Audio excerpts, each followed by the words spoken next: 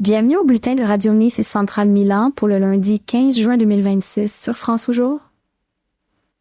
iDiscover en podcast via chatbot IA et sur onde moyenne à 1555 kHz. En rédaction à Nice, Marco-Hugo Barsati. Depuis Paris, je suis Rachel Costa. G7 à Évian, Macron se adresse au peuple. G7. Tensions et affrontements à Genève. L'Europe réagit au blocage des modèles anthropiques Fable 5. Météo Paris, Monaco, Milan. Nouvelle de France, G7 à Évian. La France conduit le débat sur les déséquilibres économiques. La guerre en Ukraine et les tensions au Moyen-Orient. Du lundi 15 au mercredi 17 juin, les chefs de Allemagne, des États de France, de l'Italie, du Japon et du Royaume-Uni se réuniront sur les rives du lac Léman à Évian, Bains, pour aborder une feuille de route chargée de questions cruciales. À la conférence participeront également des milliers de membres des délégations et un nombre équivalent de journalistes, ainsi que des représentants d'organisations internationales et des pays invités. Brésil, Corée du Sud, Inde et Kenya. Le matin du 15 juin, le président Macron s'est adressé au peuple. Reste arrivé à Évian pour le G7. Tupac. Et Emmanuel Macron, 14 juin 2026. Qu'une synthèse. Le thème directeur de la présidence française est la réduction des déséquilibres macroéconomiques mondiaux. Emmanuel Macron, déjà à Davos, avait pointé la surconsommation américaine, le surinvestissement chinois et le sous-investissement européen comme cause des tensions commerciales et géopolitiques. Pour Paris, ces déséquilibres freinent la croissance globale et risquent de devenir des sources de conflits. Le ministre délégué à l'ALV, Benjamin Haddad, soulignait la nécessité de revenir à l'objectif original du G7, une coordination concrète sur les chaînes de valeur, les réserves de minéraux critiques et les politiques industrielles européennes. On débat sur les minéraux rares, essentiels au secteur technologique. La France a proposé des achats communs et la constitution de stocks stratégiques, espérant une coopération également avec la Chine, qui a participé à une visioconférence du 11 juin sur la coopération économique à l'initiative française. Les participants ont reconnu le danger des déséquilibres actuels et ont promis une action conjointe pour une croissance durable, qui se poursuivra lors des prochains sommets du G20 en octobre aux États.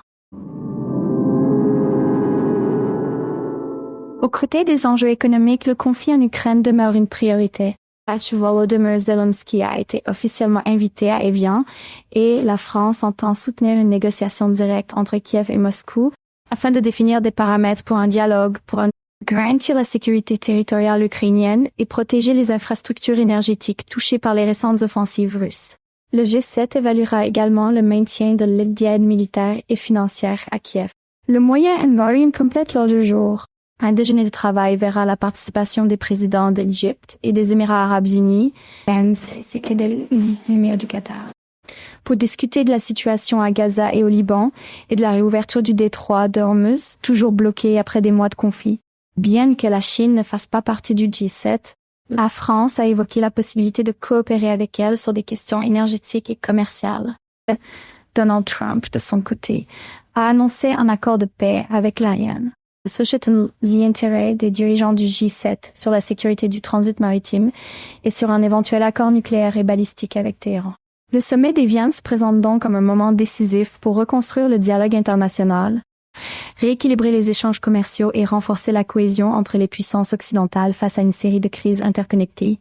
Ce résumé reprend les principaux contenus de l'article publié par France Info le 15 juin 2026. Fact. Check by Gemma Fork, Lee G. Seffets. Il ouvre dans la tension dans les rues de Genève la veille du lancement du sommet du G7. Le dimanche, une vingtaine de milliers de manifestants ont envahi les rues de Genève pour protester contre les chefs invités, dont le président américain Donald Trump. L'événement a été dans la grande majorité pacifique, mais aux premières heures de la soirée, des affrontements violents ont éclaté. Véhicules et le recours au gaz lacrymogène par les forces de la George Suisse. Le climat de tension est resté perceptible jusqu'il y a à la fin de la nuit, avec une présence policière notable dans toute la ville. Le rassemblement des manifestants, organisé par la coalition No G7, s'y est tenu dans un parc près du lac Léman, où les citoyens ont exprimé leur désapprobation du forum qui, à partir de lundi, réunira les chefs des 7 plus grandes puissances démocratiques: France, États, Unis, Royaume Unis, Allemagne, Japon, Italie et Canada. Le sommet se déroulera pendant 3 jours à Évian, Bains en France, mais c'est East Genève qui supporte les conséquences logistiques. Fermeture des postes frontaliers, interruption de certaines autoroutes, et renforcement de la présence des forces de sécurité et restrictions à l'aéroport. Parmi les manifestants, le résident Roger, 62 ans, a qualifié le G7 de tentative grossière de pouvoir de la part militaires riches, totalement illégitime et déconnecté du reste du monde. Pour lui, la présence de Trump rend la manifestation encore plus irritante au point de qualifier de psychopathe. Autres participants, comme le jeune enseignant Ivan et sa compagne Julia, définissent Trump comme un fasciste et ont espéré qu'il y subisse des conséquences plus sévères pour ses politiques. L'editorial Agence France Presse d'où provient cette information estime que interviewer un citoyen suisse qui critique les États riches est une chose normale, voire évidente. Mais nous comprenons pourquoi ils ont sélectionné. Dans la seconde phrase, il a produit un diagnostic médical remarquable, lui, président. Trump est psychopathe. Revenons à l'Inde. Pancartes hostiles à Trump. Les protestations ont inclus de nombreuses pancartes à slogans hostiles à Trump. Certaines faisant référence au cas Epstein ou aux politiques envers l'Iran et Cuba. Malgré la violence occasionnelle, la majorité des manifestants n'y a pas pointé du doigt les autres dirigeants du G7, en réclamant plutôt que les décisions globales soient discutées au niveau des Nations Unies, avec une représentation plus large des pays. Les habitants de Genève ont vécu de première main la crainte de nouveaux épisodes de violence rappelant les émeutes du G8 de 2003. De nombreux commerces et restaurants ont fermé tôt et ont sécurisé leurs vitrines. Certains résidents ont déjà quitté la ville en prévision de nouveaux troubles, bien que les propriétaires déclarent avoir évité le pire grâce aux précautions prises. Pendant ce temps, le président Trump a participé à une retraite de boxe pour célébrer son 80e anniversaire et a reçu de nombreuses critiques, aussi sous forme de graffitis et de drapeaux, pendant la manifestation No G7. Son programme au sommet prévoit un dîner le soir au château de Versailles avec le président français Emmanuel Macron. Les tensions ne semblent pas totalement dissipées. Les autorités ont déclaré que la sécurité restera élevée pendant toute la durée du sommet, qui se terminera mercredi soir, tandis que les habitants de Genève continuent de subir les restrictions imposées par la présence de délégations internationales. Le compte rendu appuie sur le service du quotidien Les Devoirs, publié le 14 juin 2026. Fact. Check by Gemafor Editorial de Rachel. G7 en feu pour la grande fresque du Tunaskem. Grand spectacle. Genève, excusez. Moi. La ville se transforme en plateau de tournage où 20 000 manifestants jouent leur monologue contre le G7. Parce que semble plus facile de protester que de expliquer pourquoi, après tout. Genre, le G7 est un club de yamis qui échange des cadeaux fiscaux. Mais qui a réellement décidé que la présence de Donald Trump était le point focal du différend? Cela ressemble à un rebondissement de soap, opéra où l'unique antagoniste est le psychopathe en visite, reléguant le reste du débat géopolitique dans l'ombre. Le reportage s'y échine à décrire la haute tension, avec des photos de grenades lacrymogènes et de voitures en flammes. Mais à quoi sert ce mélodrame quand les vraies tensions sont celles entre les dirigeants qui débattent changement climatique au petit déjeuner? N'est-ce pas plus inquiétant que les forces de police fredonnent leur chant des carabiniers pour protéger une série de boutiques fermées? Plus par peur de touristes, spam, tumultueux que par réel danger. Et pourtant, le journal veut nous faire croire que la vraie menace est la présence de barricades et de vitrines couvertes, comme si c'était une nouvelle mode Halloween. Encore une fois, la voix du résident Roger, 62 ans de l'expérience en protestation, nous offre la citation « Trump est un psychopathe ». Pas curieux que le citoyen ordinaire se transforme en prophète de l'apocalypse politique simplement parce que une présidente a accepté de dîner à Versailles. Iblins passe que le G7, tout en se vantant de démocratie et de solidarité, a souvent le talent de transformer ses décisions en un théâtre et aux célébrations, où les manifestants sont les critiques qui ont oublié de regarder la horloge. Au final, l'article enferme la nouvelle dans une cage de sensationnalisme. La mention de Mark Carney comme invité non européen surgit entre les paragraphes comme les codes. Il y a un débat déjà perdu. Le résultat? Un mélange de dramatisation, de clichés anti-Trump et une petite panique locale, mais le tout empaqueté pour remplir la première page et nous faire croire avoir assisté à quelque chose de plus grand que une simple rencontre diplomatique. Et nous écoutons John et un œil sur le photogénique et autre sur la survie aux tempêtes de pression médiatique. Anne Cohen du jour. Moine Maestro, pourquoi les gens protestaient-ils si véhémentement contre un sommet qui, au fond, ne décide de rien de concret pour leur vie quotidienne? Maestro, parce que la colère est la seule monnaie qu'ils possèdent quand leur avenir est vendu à des créanciers invisibles, et la protestation est leur devise de rébellion. Moine.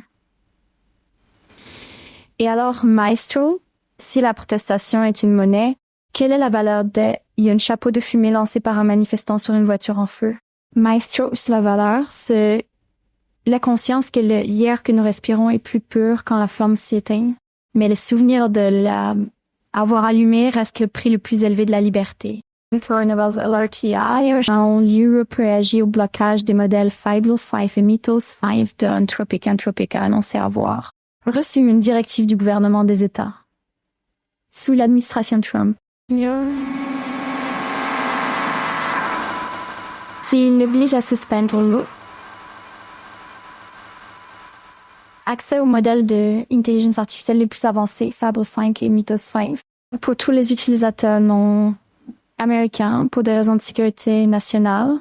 L'entreprise a déclaré que l'effet net de cet ordre est que nous devons désactiver brusquement Fable 5 et Mythos 5 pour tous nos clients.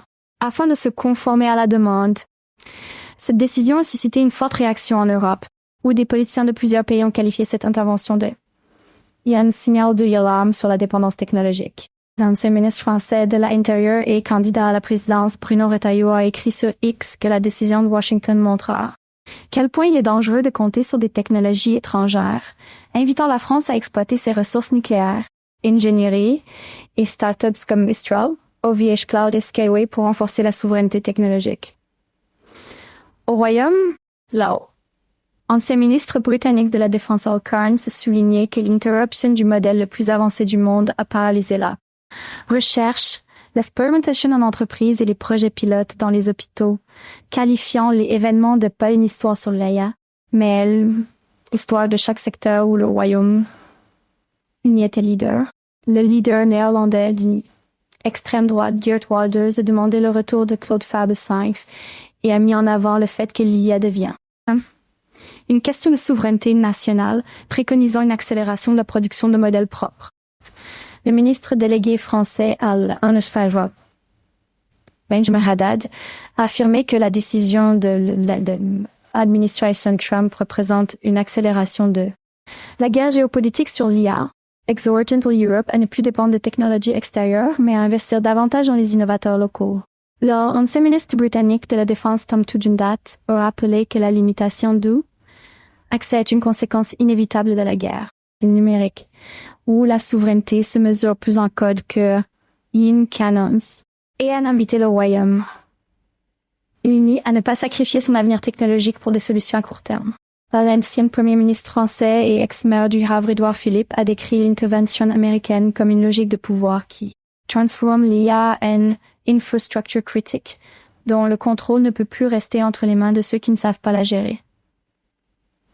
Enfin, le député européen et leader du parti d'extrême droite français Jordan Bardella a averti que la suspension de accès pour les non-américains a montré que l'IA est déjà une question de souveraineté nationale, invitant la France à accélérer le soutien à Mistral AI et à l'ensemble de l'écosystème national.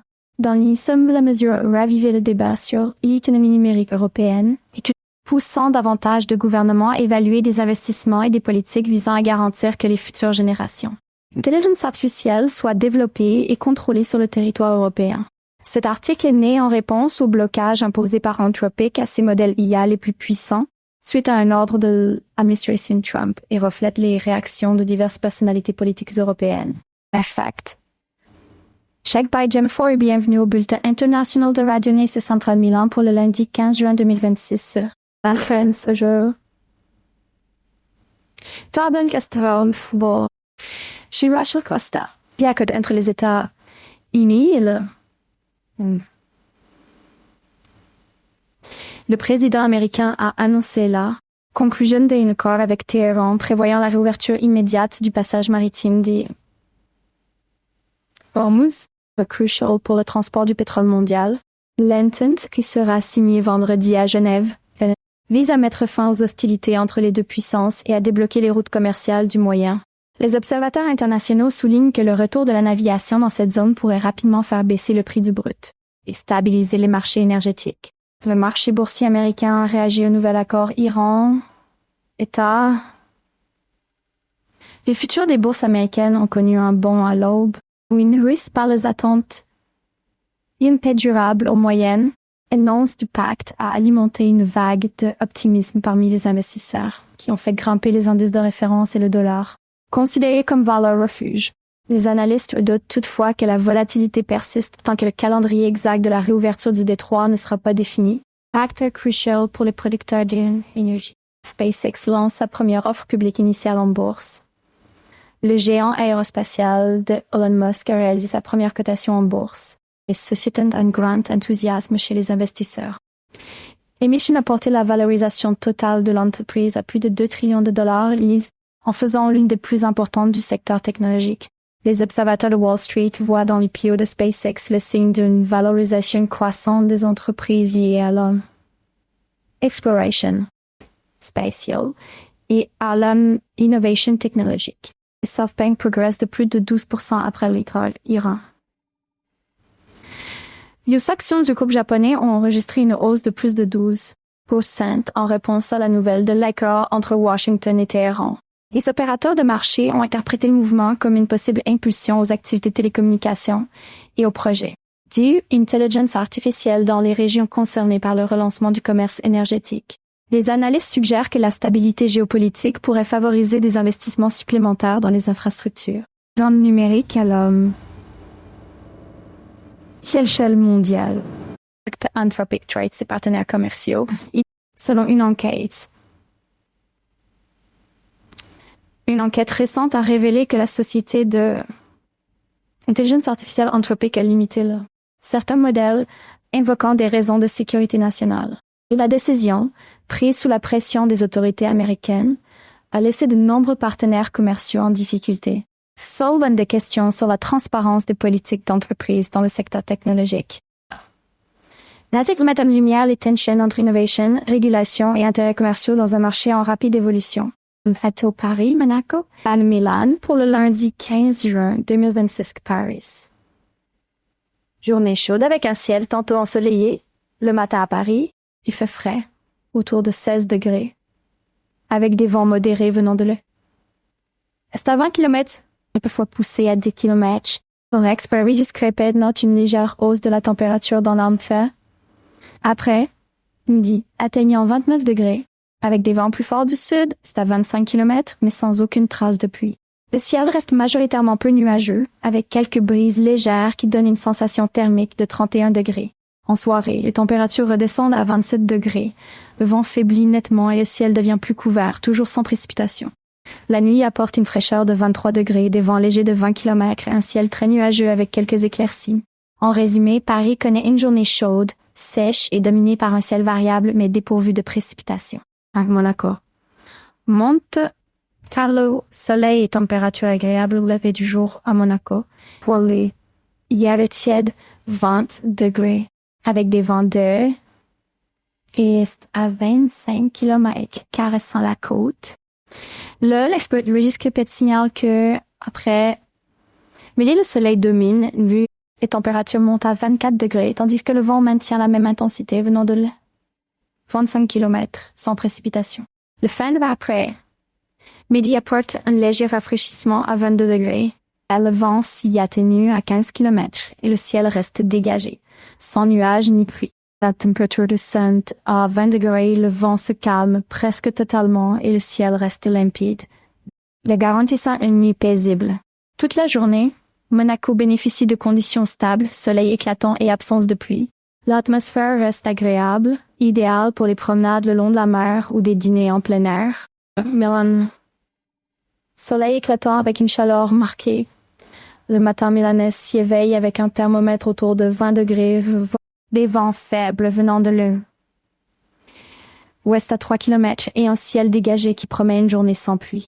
Le expert Daniel Berlusconi de Twiby Météo indique qu'après midi, les températures grimpent à 32 degrés. Avec de légers vents du nord-ouest jusqu'à 6 km, maintenant un ciel lumineux et sec.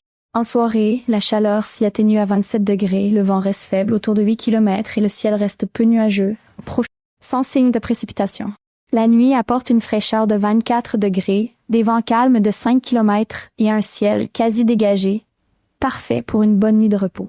La journée entière à Milan se caractérise par un soleil éclatant, des températures élevées et une totale absence de pluie. Une été milanaise typique, avec la chaleur qui domine mais sans ennemis météorologiques.